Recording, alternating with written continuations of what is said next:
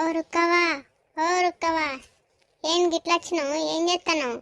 ఇగో ఎల్లుండి సర్పంచ్ ఎలక్షన్స్ ఉన్నాయి కదా, నాకు ఓటెయ్యి, సరేనా? ఏ ఊకో, నీకెందుకు ఎత్తా? పోయినసారి వేసి మస్తు తప్పు చేసిన. ఏం చేసినావు పోయినసారి వేసినప్పుడు? సర్పంచ్ అయ్యి మళ్ళీ అడగనికి ఎట్లా అనిపిస్తుంది నీకు? నా పొత్తట్ల ముఖం దాని వచ్చినావు అడుగుతాను.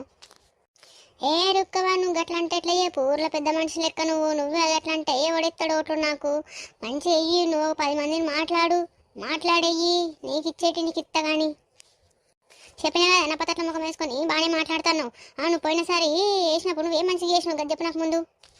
పోయినసారి సర్పంచ్ అయినప్పుడు నేను ఒక కారు కొనుక్కున్నా, బంగ్లా కొనుక్కున్నా, గిట్లా స్టైల్గా తయారైనా అంతే. అందుకే మరి మళ్ళీ ఈసారి నేను నాతో ఒక 10 మందిని వేపిస్తా చూడు. ఇగో నీకోటి చెప్పన్నా, షోలు వేసుకోయి 10 మందితోని ఊదు పోయి షోలల్లా. ఇప్పుడు నువ్వు నాకు ఎత్తే పోయినసారి నాది అయిపోయింది, బంగ్లాలు కొనుక్కున్నాడు, కార్లు కొనుక్కున్నాడు అన్నీ. ఇప్పుడు నేను ఊరి మంచిగా చేస్తా.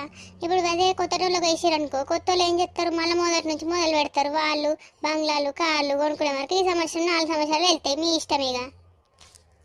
ఓ అవ్వా, నిజమే, కరెక్ట్ చెప్పిను. మళ్ళీ కొత్త వాళ్ళకి వేసి మళ్ళీ అవన్నీ కొనిచ్చుడు ఎందుకు కానీ మా పైసలతోని? నీకే ఎత్తాం తీ. గదే చెప్తాన్న మరి, గట్ల రండ్రి దారికి, మీకు చెప్తే ఏడ అర్థమవుతుందని.